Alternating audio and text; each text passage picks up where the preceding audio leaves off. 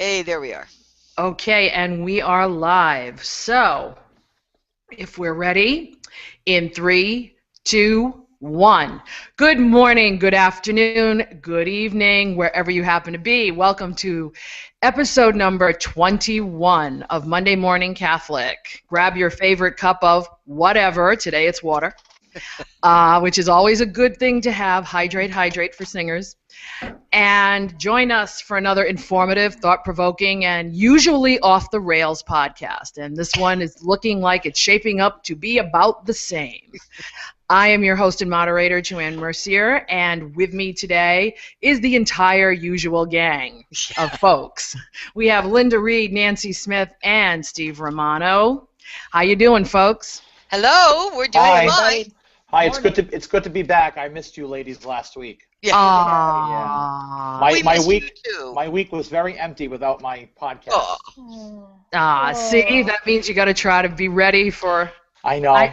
But everybody's got scheduling issues, and I Yeah. get it, and the folks get it too. I'm sure they're not listening to us. All 12 of our listeners are not listening to us or watching us every week either. So, but you should be. You absolutely should be. That's right.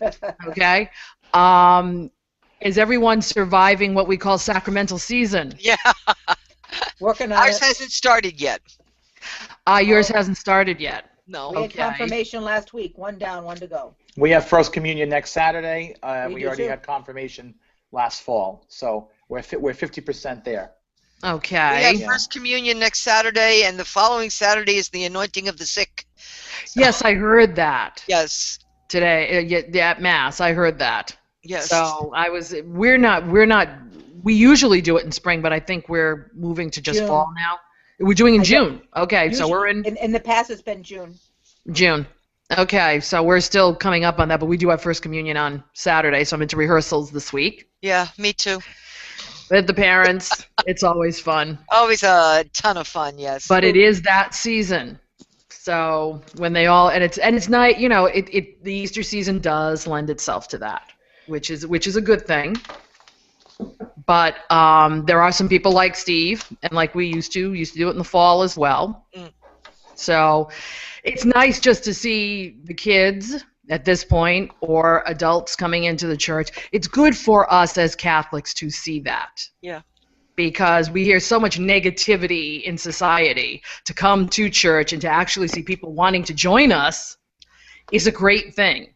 Yes. And hopefully we are part of that evangelization that's helping folks to see that the Catholic Church is a friendly bunch of people. Every now and again. Every now and again, when you're not trying to take over someone's pew. Yeah. It usually is. But we have lots to talk about, few new segments today to unveil, because we are going to try, move things around, liven things up. But as usual, we start with the ever popular, the one thing that keeps us here every single week. Do you hear what I hear? And that means we are looking at the liturgy that has just passed us by. We're here on Monday morning, and I know Monday afternoon it has been showing up. I apologize.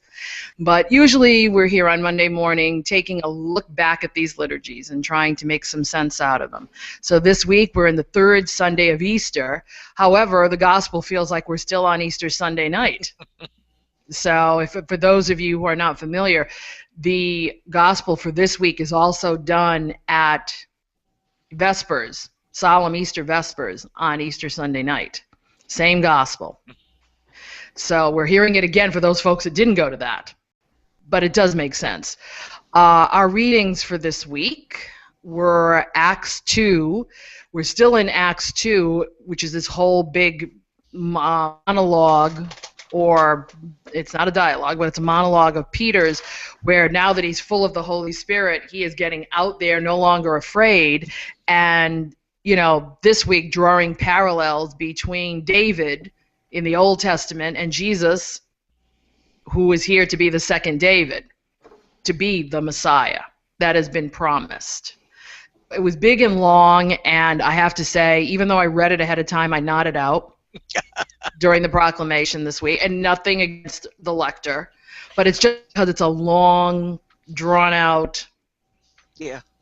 segment of scripture. So, and it's not the best thought process, because just imagine he's standing there on Pentecost and he's just spewing everything, and that's how it reads. Yeah. So if you were lost like I was, you're in good company.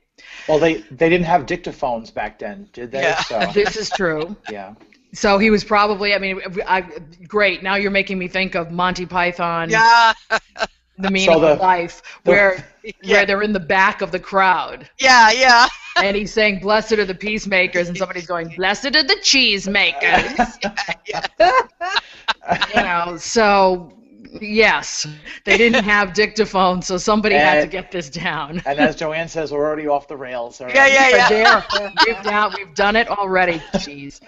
The psalm for this week, if you were not following a common psalm, and most of us were doing 118 as common psalm for the season, is Psalm 16, one of my favorites, with the verse, "Lord, you will show us the path of life." Anybody doing weekly psalms? No. Everybody's doing common psalm. I'm doing the common psalm. I was sorely tempted, mainly because it was quoted in the first reading.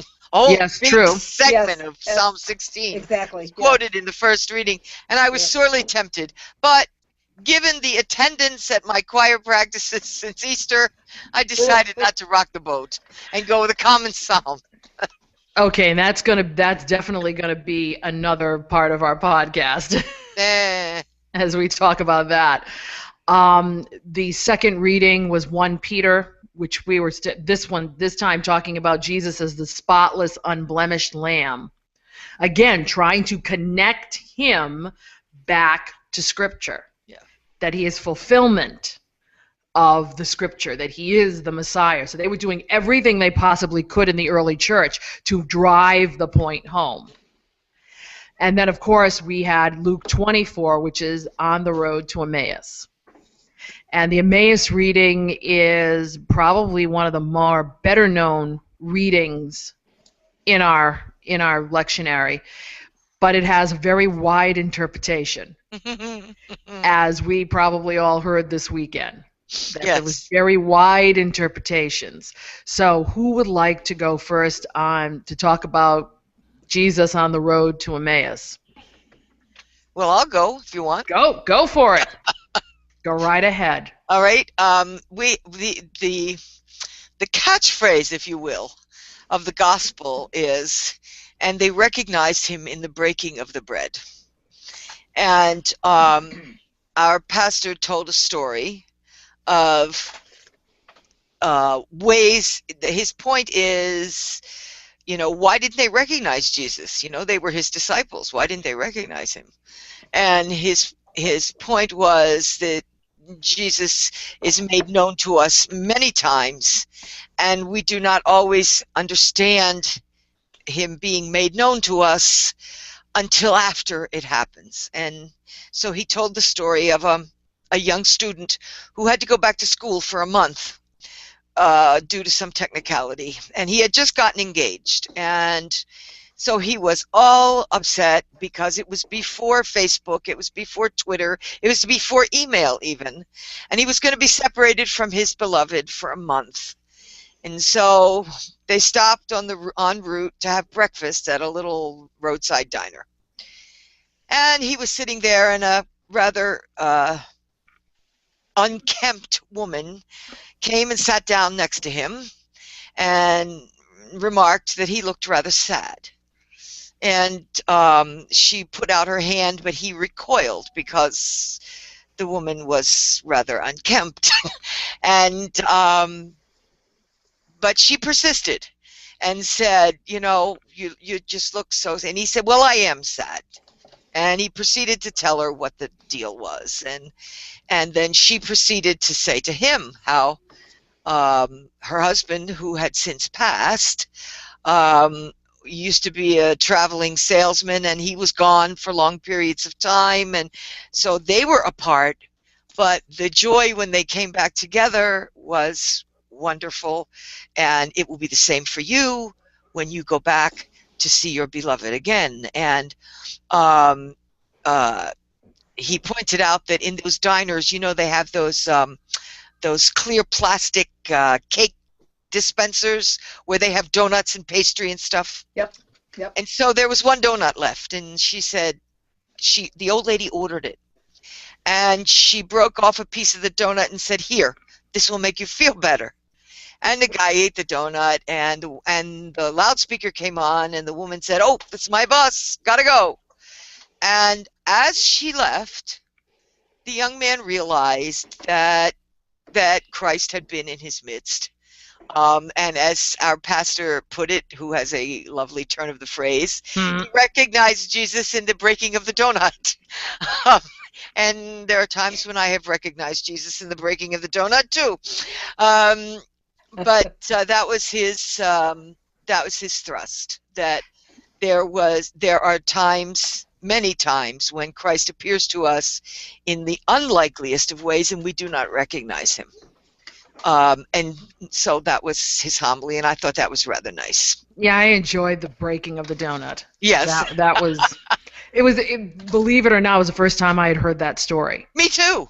So, Me really? Too. Yeah. Oh, okay. He hadn't used it at St. Thomas before.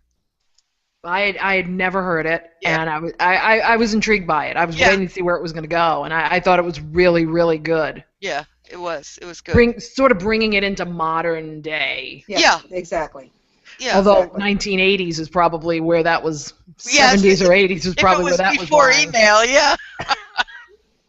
Before Atari, before Pong, before all of that. Before he could Skype his fiance, you know?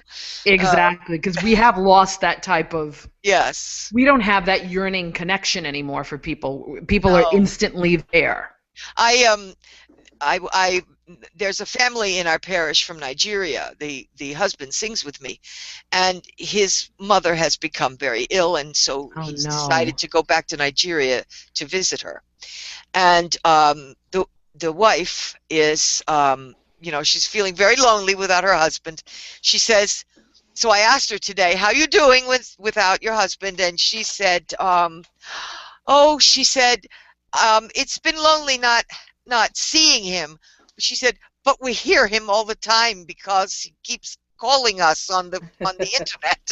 So, that's good. They get a chance to see him and Skype back and forth, even in Nigeria. Oh yes, apparently Africa is up and coming as far as technology. Yeah. But see, that's we just don't have that yearning for each other that makes us sit and be reflective. Yeah.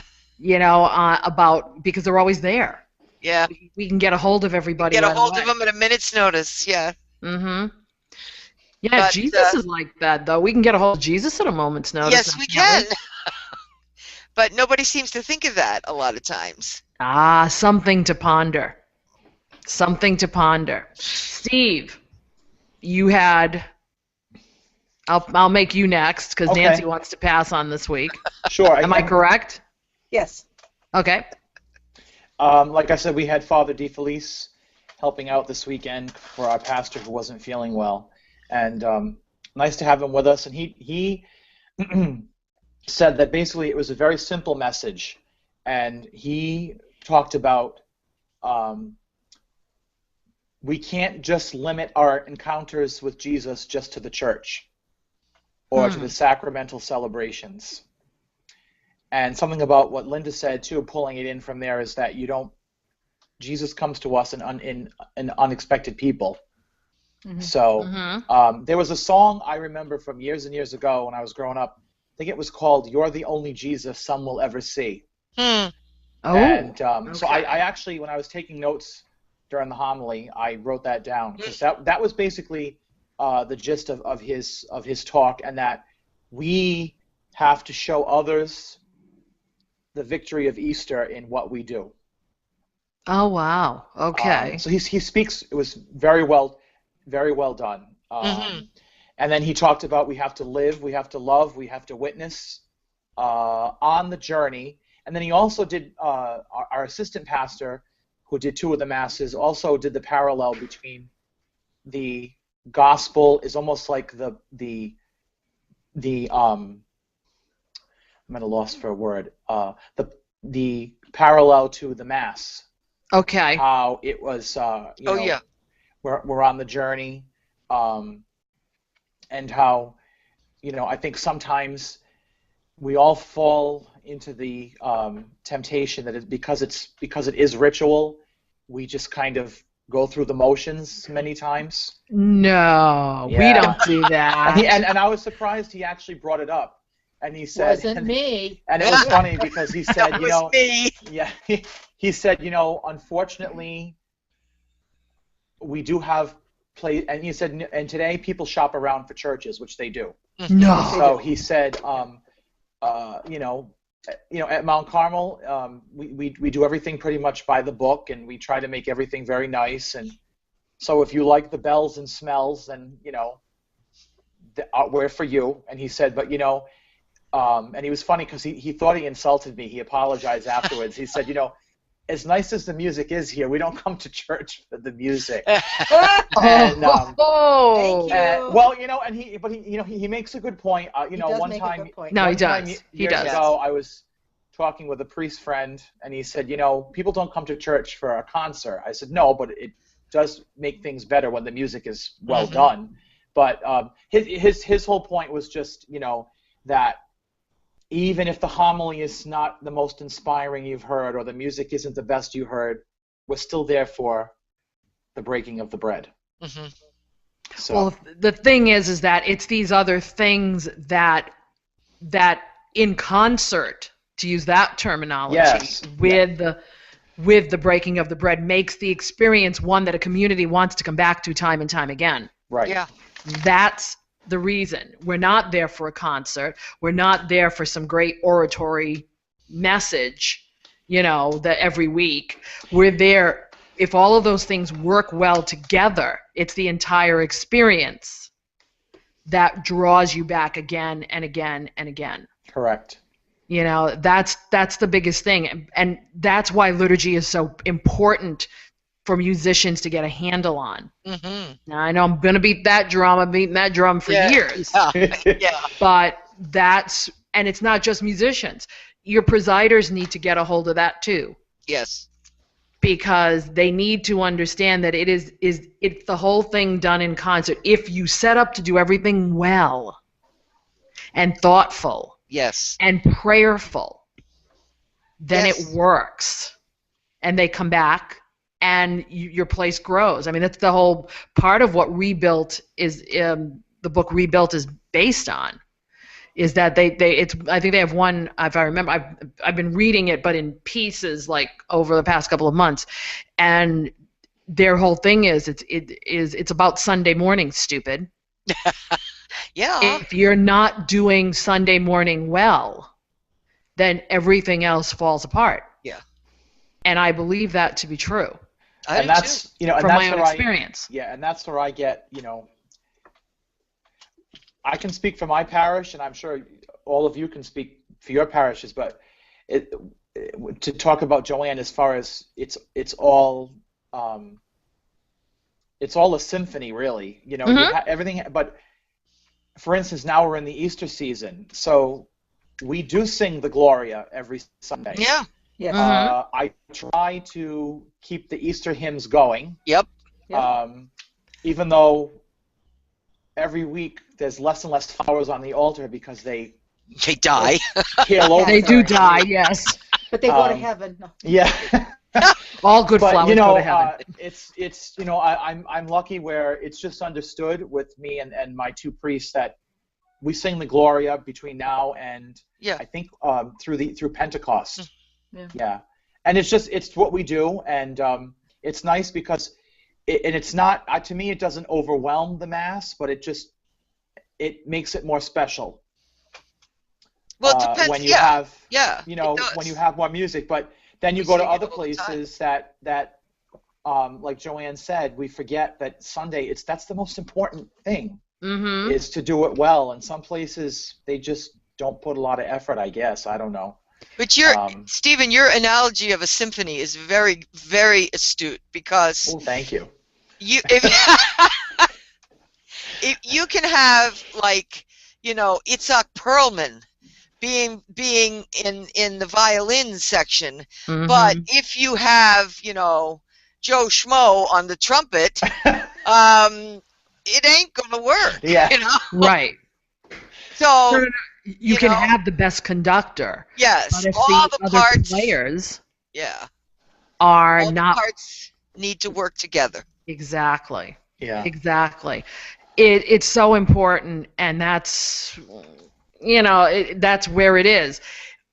Now, I, of course, having heard the breaking of the donut homily this morning, had to go and find something else so that we'd have a different point of view. And I always go back to either one of two places. This week, I went back to Word on Fire with Father Robert Barron, and yeah, he's up here, but I like the stretch. Yeah. I like to be able to stretch. So he approached it from a very interesting point of view, one that I had never heard before either. And he did use the same, that this is a pattern for the Mass, but I get there a little too quickly. He starts with, the first thing he says is, no one is exactly sure where Emmaus was. Yeah. But that they knew it was away from Jerusalem. And if Jerusalem was the center of the life for the Jewish people, these folks are walking away from it, which is a metaphor. Sure. Okay, so he's big into metaphors on this one. And he's saying these two disciples are going the wrong way. They're actually going away. They're seeking their security in Emmaus, which some theologians have expressed that might be could have been a Roman garrison town, which meant that the Roman stronghold was there, and they would rather put their security in Emmaus than in Jerusalem, which I thought was very interesting. If you take it down to our day, where do we put our faith and our allegiance in? You're right. Where? So then Jesus comes and he's walking with them, and isn't it wonderful that we have a God who comes to us and walks with us, even if we're walking away? Mm. So there's the hound from heaven metaphor. And they don't recognize him, of course, because they are walking the wrong way, but something in his question, what are you discussing, makes them stop and think about it. And isn't that the same thing with us? If we're walking the wrong way, we need sometimes Jesus or the person representing Jesus to us to ask us a question that makes us stop and think. Mm. Okay? So then so what he's saying then is this whole passage is about understanding who Jesus is and what he is about. And while they give him all the details, well, he did this, he did that, this happened, that happened, they don't understand the pattern. And that struck me because I'm living in a point of my life right now where I'm not getting the pattern. I understood the pattern before my mom died. But since my mom has died, I am now trying to figure out what's the pattern. Or the new pattern. What the new pattern is. And for a year, I still haven't figured it out, which is interesting. So I must be walking the wrong way. Mm. It's something to think about. It was very personal for me. Yeah, it sounds good. Something, but that the pattern is love, and it's love. It's that suffering love. Mm. So that's why I understood it when my mom was alive, because I was living in that part of it, where everything I was doing, it was thinking about her first, and trying to make sure that she was okay, and then I could live my, so I understood that pattern. That's why I'm saying the pattern now, not so sure. Mm. But the other point he mentioned was that we don't know what the Bible is about until we read it through the lens of Jesus. Uh-huh. So as Jesus is explaining to these two everything, how the connection work, that's where he's saying, doesn't that resemble our Mass, where we have to have that done first in our Mass. We sit there, we come for a breaking of the word. And then, but where did they really understand the pattern? When they had dinner. When the breaking and of he the broke bread. the bread. Yeah. The sacrament is what helped them to understand the pattern. So, and then once he disappeared and they were burning. Now, what did they have to do? They have to go out so that once we experience Christ, we are empowered to go forward. And they're isn't going that the back Mass? to Jerusalem. Exactly, back in the right direction. Yes, they're going back to Jerusalem.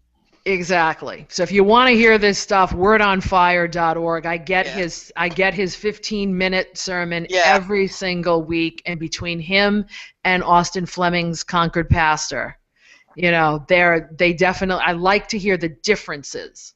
Well, in how it's this all is, but helpful, particularly in a parish where you have one preacher, basically. right. Now, we're fortunate in that we have a good preacher, but it's nice to hear somebody else every once in a while, or even on a regular basis. It's nice to read what Austin has to say, or Robert Barron has to say, just because they're going to approach it from a different point of view. Right, and that's one of the reasons why we started doing this, was to get that sort of dialogue going. Because when you listen to only one, and this is no.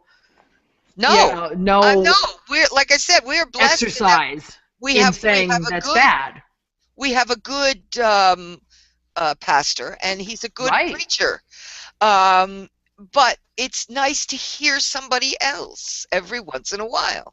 And sometimes somebody else can make something click. Yes. And that's what's important. So that's why if you have a pastor, and now I'm probably talking to people who really know us, but if somebody wants to come and sit in with us, because please. We never intended it to be just four of us. Yeah. Somebody wants to sit in with us on a weekend and bring their homilies that they're hearing to the table, let us know. MondayMorningCatholic.net, okay, or send it the email way, MondayMorningCatholic@gmail.com, or you can call us at the lovely feedback line, which again now has a real message that says, this is the feedback line, just in case you thought you were calling your Aunt May. 774, and I have to look that up quickly, 774-955-0659. Don't want to call anybody else, so it's 774-955-0659. If you want to sit in with us, we'd love to hear from other people what they're hearing, so that we can, hopefully break more of this open for everyone who's listening or watching. Because I know we have both of those going on. Okay. Maybe one week we can do a Hollywood Squares episode. Yeah. Oh, interesting. So who's going to be the center square? Yeah. I'll do it. Square. I'll do it, yeah. Or the secret square. I like the secret square. The secret square, yes. Yeah. All right, moving right along to The Right Stuff, which is our section on liturgy and rituals. We have a few things going on that we wanted to talk about. Well, one was a very timely thing for the season, sprinkling rites. Yes. Who is due now? I think it's Linda that's doing sprinkling rites. Yes. And I didn't see it this morning because we had a baptism. Because we had a baptism. We had somebody to actually sprinkle. There you go. We had a baptism, so we did the opening rites for the baptism during Mass.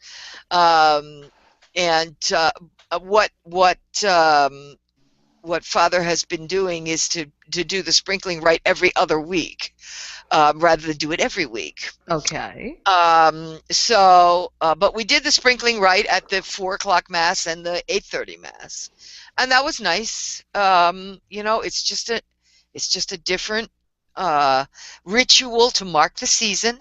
Mm-hmm. I don't think we ever do a sprinkling rite for the penitential rite except during the Easter season.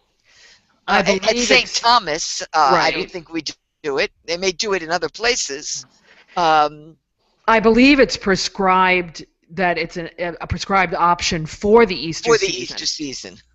Well, and it makes the most sense. Sure it does. Do you think it was more popular years ago? It seems to have faded out in a lot of places. I don't know. I can remember growing up. It seemed like we did it all the time in the Easter season. And I don't, Do you you think know, it's- I don't think you hear about it too much now. I think it's a matter of time. I don't want to spend too much time in the Mass. So we can give up the sprinkling after the Yeah. Easter morning. Yeah. I don't know. Oh, there you go. That could be. Could be. That could be. And, don't confuse me. Let's just do Mass as usual. Don't Yeah. confuse me.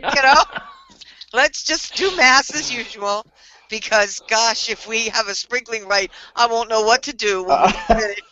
Though I have to say, we opened Mass a little differently this morning. We didn't have sprinkling, but we had smells all over the place. Oh, We Oh, incensed really? I hope they were good ones.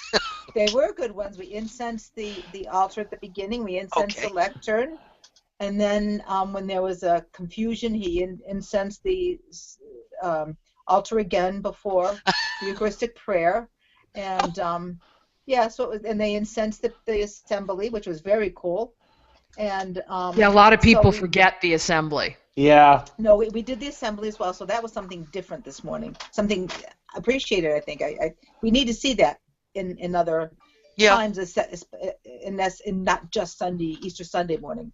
So, Yeah, people are so afraid to bring out the incense. Yeah. They'll bring out the water because then all people do is take off their glasses. Yeah. Because when they see that water coming, they're like, oh, gee, you're not going to get my glasses this time. But the incense, and I've said this before, all you have to do is bring out a Yeah. And thurible they start smoking coughing. with charcoal. Nothing Without else is in even it. any incense in it. And they Right. start hacking And they cough. Actually, one time, and I won't say who it was because I don't want him to get in trouble. But, But in a diocese far, far away. no, it was right down the street actually. But anyway, I'm trying to help you here, and I can't help you. he said to me, I'm gonna incense, but I'm not gonna put anything in it. Oh. And Joanne, that is exactly what happened. People were coughing. Yep. Yeah. Yep. You don't. It's a Pavlovian thing. Yeah. Okay. They know from history when you see it, it's gonna smell. Yeah. And all of a sudden it just triggers a psychological, and you hate to say that, but it does. And I've Yeah. seen it way many more times than not. It does. And it's too bad because that's when people, then they'll say, well, I don't want any incense. Please don't use incense. And we're losing something that is important to us because since the beginning of ritual, smoke has been used to show the rising of prayers to heaven. Right. And in sacrifice, they wanted to throw something, a smell over it because of the carcasses of the Yeah, animals. I That's have right. to push for incense. Really? Yeah, Wh- I believe it. And it's because everybody's so afraid of offending the asthmatics. It's like, Tell them to Hey. open a window. open a window, sit in the back. Somebody open up a window. Yeah. But really, I have to push for it. which is why Um, it was very nice this morning to see it again. Yeah, that and a little extra chant. He's doing a lot of extra chant. But you know what, Nancy? nothing wrong with that. It's Nothing and wrong not, with that. Not to get way off topic because we do. We that already sometimes. are. We're there. We're You know, there. What I find interesting is Nancy just said it's nice to see that. Now that's at your parish. Right. At our parish, it's all the time. Yeah. Uh-huh. So it's very Okay. interesting how the parishes differ, and and yes, we have a cat right here, and Hi, Sebastian. well, he's being quiet, so Yeah. It's the podcast mascot again. Yes. My girls are downstairs. They will never be the podcast mascots. Trust me, they will and mine not. is sleeping right now, so that's a oh, Good thing. But no, you're right, Stephen, where you do it all the time. So it's not a big deal for you. But we don't, and it's nice to see it. Our former pastor, again, was trying to be very sensible Yes. with the Yes. folks I know I've seen in and some didn't want to bring it up. I've seen in some places where they'll actually put in the bulletin what masses they use incense at. Oh, jeez. really. Oh. Yes. Really? Yeah, I know I've seen it. I played somewhere and it said, next weekend it was a feast or something, and there'll be incense at like the 8 and the 11, but not the 5 and the 9 or something like that. Oh, wow. So That's like saying our presider at those masses will be, our cantors at yeah. those masses will be, Yeah. and certain choirs will be showing up at certain Oh wow! So Yeah.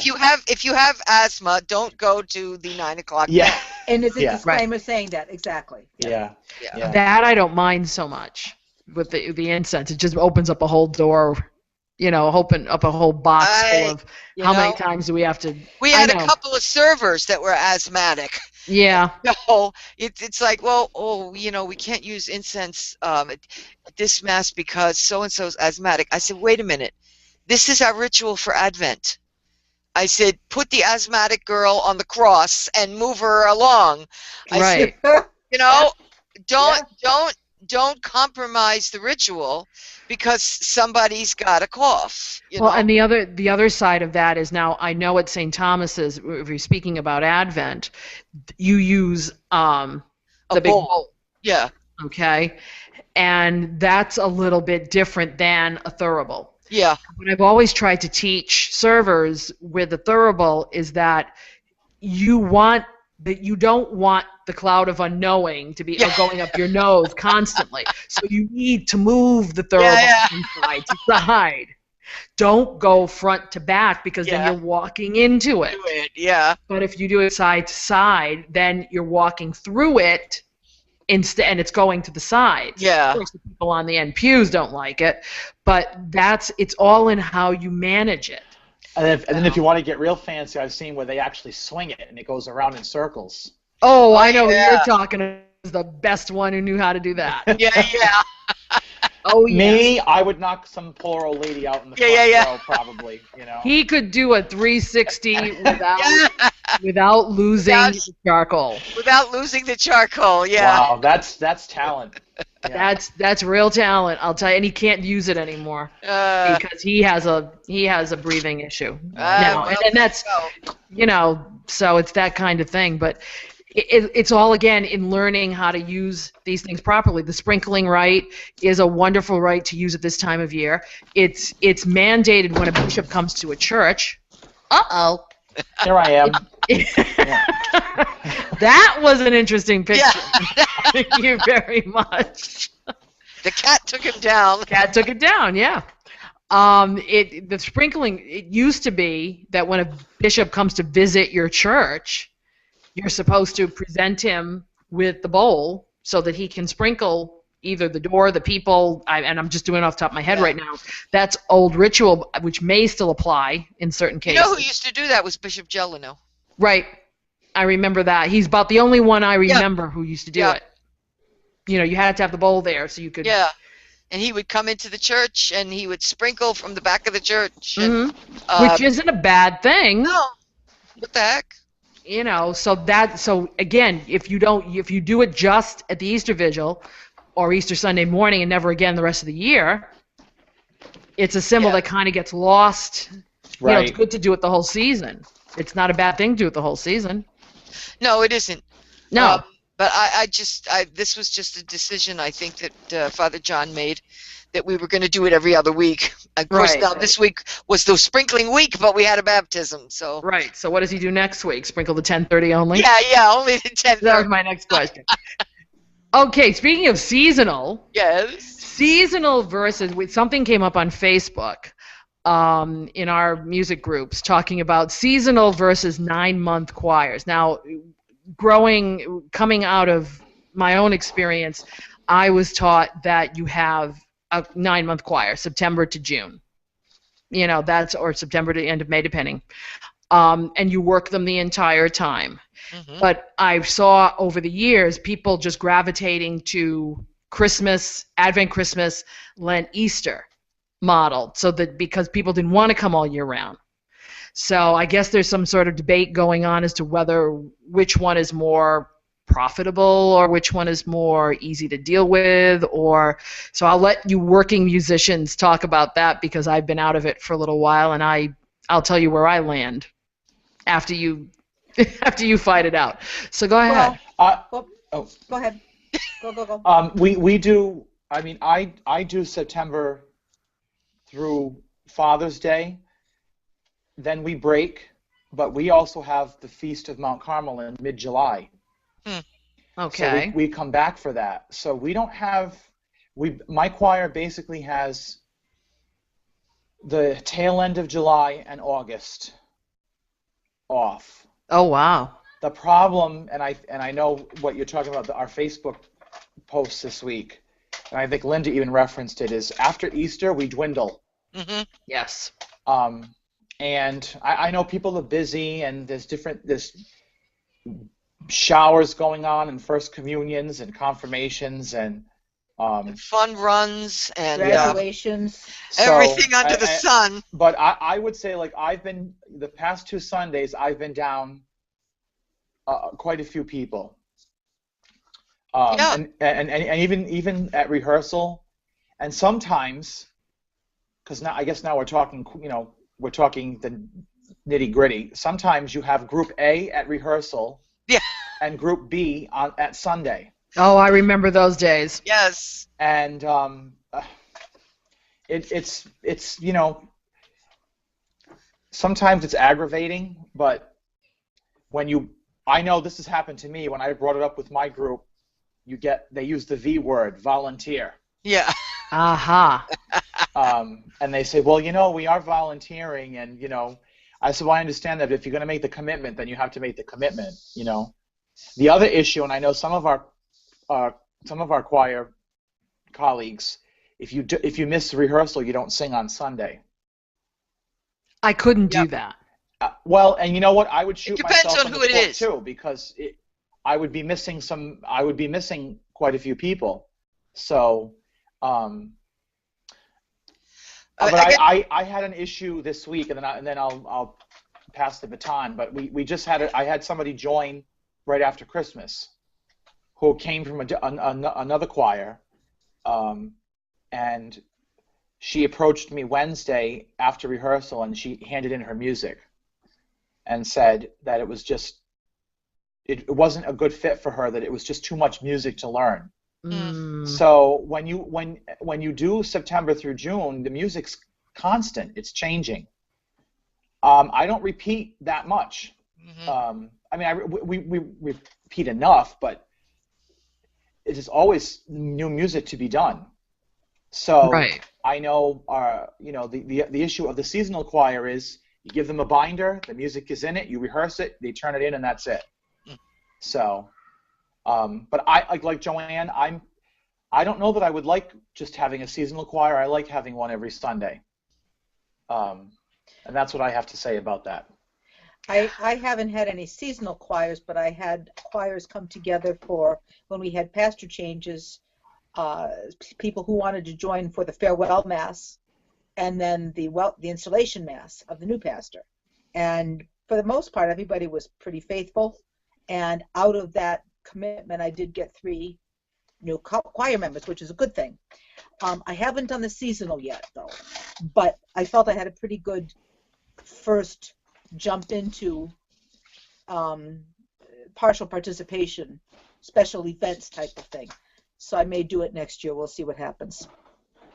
That's not a bad recruiting Absolutely. way to do things. I got 3 good strong voices out of that, so that was good, and Yeah, they're you faithful did. too. And we keep our choirs going through the year because we are in an area that is both churches that I've served at strong summer assemblies, and it was never made sense to me to not continue the choir through. However, people do leave in and out when they go on their vacations and that type of thing, and I don't say anything about that because you have to have a time frame that they understand that it's not as strict. And for us, that's the summertime, but we do like to have you come and participate, if you will. So. Okay, Linda. I have a choir that sings from September through to mid-June. Mercifully, we do not have a feast. Okay. Be thankful, Linda. Be thankful. If we did, it would be July 3rd. Oh. Because that's when Thomas's feast is. But my choir sings from the Wednesday after Labor Day through on a good year, I can get them to sing through the body and blood of Christ. Okay? Oh, On a bad year? On a I'm bad not so year, sure. what? On a bad year, I'm lucky to get them through Pentecost. this would be this year because Easter was so late. Right. Okay? So, a couple of things.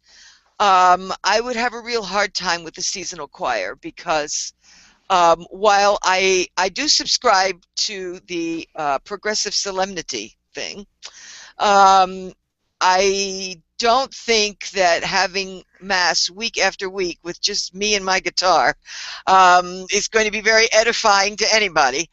And so I like to have a choir. On the other hand, I found that in the summer when the choir is not there, the congregational singing really boosts. Yeah, because all your choirs in the does. congregation. Yes. The other thing I found was during Lent, doing things a cappella, that also boosts congregational singing because there's nothing for them to hide behind. So, make the long story less long. I'm more in favor of a 9-month choir, 9.5 months. But again, if all I could do was get together a bunch of people for Advent, Christmas, Lent, Easter, I would. You have to work with what you've got. If that's all you can do, then that's what you do. There's the key. Okay, you got to work with what you've got. And then wait a minute, I had one more point. Oh, go. When we talked about, the flowers dying for the Easter season, it's Yes. like the choir's dying too because there's less and less Yeah. of them. And Linda, you can't hide it because you're in the front. I can't hide it. I can hide can't it hide because we're upstairs in the back, so I make them squish together so it looks like there's more people. I'm looking out there at Okay. 8:30. At 8:30 this morning, there's my keyboardist sitting out there doing twiddling her thumbs. There's one of my sopranos out there with her family who's going to the Boston Museum of Science. It's like, hey, it's still Easter, darn it. And then the other issue I want to bring up is, and I get asked this a lot, maybe the choir can rotate on the weekend, so that they're not always. So they're not always at the same Mass. Right. I mean, we have people that I swear they don't realize that we have a parish choir, because if you never go to the choir Mass, or the quote unquote choir Mass, you don't hear them, or they'll say to me. They'll say to me, "Oh, I heard the choir did a nice job at the Easter Vigil." I said, "Well, why don't you come?" "Oh, I go to 7:30 Mass." I said, "Well, I understand that, but why?" "Oh no, that's the Mass I go to." I said, "Well, the chances of the choir singing at 7:30 a.m. on a Sunday are very slim." Extremely. And So, Stephen, yes. what you just said was, because I tried that when I first took the position that I'm at, Mhm. and you found that the choir members had their Mass. I'm 8 o'clock. My husband and I go to 8 o'clock. So no, I can't show up the 11 o'clock or the Right. Saturday 4. So after a couple of months, it just was like it didn't even happen. Yeah. Right. So Yeah, see, that's Choir, I used to Sebastian. rotate my choir once a month, but that was when I was when there was a 4, a 9, what was it, 4, 9, 9 and 11, I think it was. So every once in a while, I'd ask them to go, once a month they'd go to a 4, and then and then the next month it might be a 9 Yeah. instead of the 11. I could do that. Anything earlier than that is like suicide No. for your choir. 8 o'clock in the morning. I feel bad for cantors because cantors have to get up and sing at 8 o'clock in the morning. But other than that, getting one person to do it is better than getting like 40. Yeah. Yeah. So that gets If I ever had 40. right. I haven't had 40 since. But it's just interesting I don't know. how people they're just set in their schedules. yeah, They are. And see, I have a little splinter group off of the main group that does 8:30 Mass with me. Yeah, that's right. You do. I have 2 altos, and I should say I have an alto and a half. And An alto and a half. the half of an alto Okay. All right. can't sing the part without the other alto there. Okay. All right. No, it's an alto and a half. Okay. And a soprano on a good day. On a bad Again. day, she's a tenor, right? Yeah. No, On a on clear a day, bad, you can see. on a on bad clear day, you can see she's not forever. there at all. Okay. But so it's a little splinter group off the main group. Okay. And 4 o'clock mass is always just me and maybe the clarinet. That's not bad. Yeah. So. But the thing is, I think with seasonal versus 9-month, if all you have right now is seasonal, and I walked into one parish where that was their gig, Mm-hmm. it was seasonal, and I did a half a year of that, and I said, no, Yeah. I need you here more often, but Yeah. let me do this. And this is something I used to do because we live in a cold climate. I used to give them the month of January off. Ah.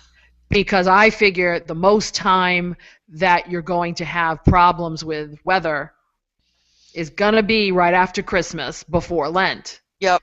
So if I give them the Sundays off, but then give them only a couple of weeks rehearsal off and get ahead, Yeah. that might work. And for the most part, I was extremely successful with that. Yeah. Yeah. Because then if they came to rehearsal, but they weren't there on the Sunday. So it gave them a little bit of a breather, and yet I could get some time with them Yeah. to and not lose too much rehearsal time. And then again, if there was a snowstorm, it was a built-in, so the cantors really had to step up to the plate Yeah. in the middle of the year, and most of them did, which was a good thing. Yeah. But I think I don't see a problem with a year-round choir myself. Yeah. Other people think I'm nuts, Well, but I don't see a problem with it. Because we're here all year round. I used to have a year-round choir, but I realized after the parish had gone through our own little personal slice of hell, that the choir needed a break. Right. We had been through because of various issues. Right. We had been through hell and back, and the choir really needed a break. Well, I'm not saying 12 months out of the year, but I'm saying year round in the effect of you give them some time off you give them like January. Yeah. Okay, between Christmas and maybe the week before Lent. Yeah. And then in the summertime, you give them maybe July. Yeah. You know what I mean? But to continue what's going Keep the on. continuity going, yeah. Yeah. Well, I know some parishes, there's a few that offer the summer choir. Yes. Yes. But I think what ends up happening is and I understand it. The thinking behind it is, well, maybe you'll pick up a few people for the regular choir. Yeah. But, yeah, that's a good idea too. But I think what happens is it turns out to be just the regular choir anyway that comes and sings in the summer. Or some snowbirds that are in town. We have snowbirds that sing with us. Yes. Right. And so they just kind of, it's I think it's a well-intentioned thing, but I don't know that you're going to pick up that many people. And I know some churches have an extra Christmas choir that they'll say, oh, just come to 3 rehearsals and you'll sing at one of the masses on Christmas. Mm. I've thought about that, but well, that's my children's choir. Yeah. Come to 3 rehearsals and we do Christmas Eve. Yeah. Right. Yeah, I mean, that's the only way I'll have a children's choir is if it has Wow. a definite beginning and a definite end. wow. Yeah, sadly, I think the days of having regular children's choirs are waning. Yeah, because they won't make the commitment. Yeah. And the problem becomes now. See, that's how I was taught. Your children's choir feeds into your youth choir, which feeds into your, which feeds into your adult choir. So that you need these feeder choirs in order to form a good adult group. In the best of all possible worlds. Yes. That's what the Protestants have been doing for years, and they were very successful at it. Now I'm not even sure they're able to keep up with people's because schedules. you got soccer, you got t-ball, you've got dancing, you've got dance class, you karate. got karate. Yeah, everybody's got to learn how to break a board. So And I'll throw some more chili powder into the bowl. Then you have the issue of the paid people. Oh, don't even go there. which some places have it. I've never done that. No. I know I it's have more. never I know it's done more it. of a Protestant and Episcopal thing. It is. But You mean paid choir members? Is that what oh you're yeah, referring to? Ringers. Okay. Paid Ringers. section leaders. Okay. Ringers. Section I mean, leaders. I have ringers who I'll call like my college kids that might come back. But Mhm. that's different. We don't pay them. You know? Yeah. Right. Yeah. But there are some places that utilize the idea of paid, and that's a whole other issue. No, if you So- don't pay cantors, then for Sunday Mass, then you don't pay choir members. Yeah. You pay cantors normally for weddings, funerals, bar mitzvahs, things like that, but you don't pay them for Sunday Mass. I was always a big and one proponent that I always had with my cantors was that my cantors had to be part of the choir. Mm. Oh yeah. Yeah. They weren't allowed to be prima donna soloists. You're talking to the big prima right here, so it wasn't going to happen. It just wasn't going to happen. See, and It's to be part of a choir. but on the reverse side of that, Joanne, when I was at a former parish, I had one lady who wasn't in the choir, and it helped us out because she would be willing to come in on the big days, Mm-hmm. and it kind of was a little bit of a relief Okay. to the other. So she would say take the early Mass on Easter Sunday, and she wouldn't mind. All right, and see, I had the opposite experience. Okay, or Where- like the early Mass on Christmas Day, that was fine. So I didn't. So chances are everyone else that was in the choir was still home in a coma. You know, she would come home. She would come in and sing. So, yeah, but I always had to rehearse with her separate. You know what I mean? So, Right. Yeah. Yeah, I had the opposite experience where I couldn't get this person to even cantor with the choir. Oh, jeez. Yeah, so it was one of those things that early on in my ministry that colored me on the Yeah. whole thing, and I said, Yeah. that's it. You need to be part of. I will get my cantors out of my choir members. Yes. That way, they understand what the whole thing is about. That it's not just getting up here and being pretty singers, and you have a backup group. Yeah. That was my big push. So that's one of the things. Well, okay, I think we've discussed that subject to death. And there's so many others. We're going to have to table some things because I really want to be mindful of our time. Yes. So Well, we will table. Go ahead. I just need to leave shortly. Okay. I've got a date with my grandson. Hey, that's yes. cool. The best His kind of date. Mom and Dad are going out celebrating their anniversary, so All I right. don't know, Cool. 5 more minutes. Yeah, we're going to be wrapping up here. I'm just going Wrapping to. up, yeah. We're going to start chopping terribly through our program here. So next up, we were going to introduce a new segment this week, which I think we'll move to next week. But we will tell you what it is, at least. It's a new segment called "Can You Hear Me Now?" And basically, it's about technology in ministry. For those of you who don't know, I write a column right now for Ministry and Liturgy magazine on ministry and technology. And I felt, well, let's bring it into the podcast because we're all sort of dealing with technology in our ministries. So we'd like a chance to talk about some various things. And if you've got anything that you'd like us to bring up in that section, again, this is where the feedback comes in. We'd love to hear you because next week I think we'll talk about how to collect money. Technology-wise, and a couple of other things. We're also renaming our Catholics in Media to the Catholic Culture Club, and we'll put that aside till next week because the one thing we're going to talk about is not happening for another couple of weeks, so we can put that on the back burner. And finally, we will have, because we go off the rails so much and may never reach this point at any of our future podcasts, something called Anything and Everything, which we tend to do as we're doing it. Tend to do as we're doing it, yes. Right. Nancy wanted to talk about the Kentucky Derby yesterday. This happened this past weekend. They said She's no. big on the Kentucky Derby. Did your horse win, by the way? The premier horse won, California Chrome, yes. Yes, I was I was wondering if I was there- pulling for Wicked Strong. Wicked Strong did not win. No. I'm wondering if they're owned by Google. If the horse is owned by Google because it's called Chrome. I would tend to say the gentleman that they profiled saying it was the owner is not the Google owner. Yeah. Okay. Yeah. All right. Well, that's good to know. I was just wondering. We had something happen here as we were going to record. The circus is in town here in Providence, and apparently there was a huge accident with 9 performers coming off of a platform.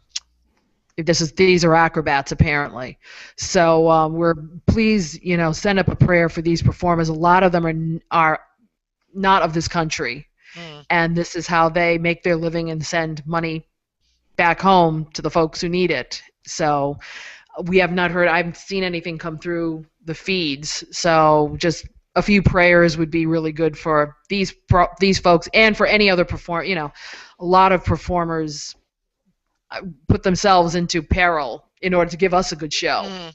So remember that the next time your musicians are trying something up in a choir loft. Very dangerous. Something new, and it's very dangerous. Very dangerous. I don't want to make little of it, but this can happen in just about anything. So That's why I'm so glad to be down on the ground. yes.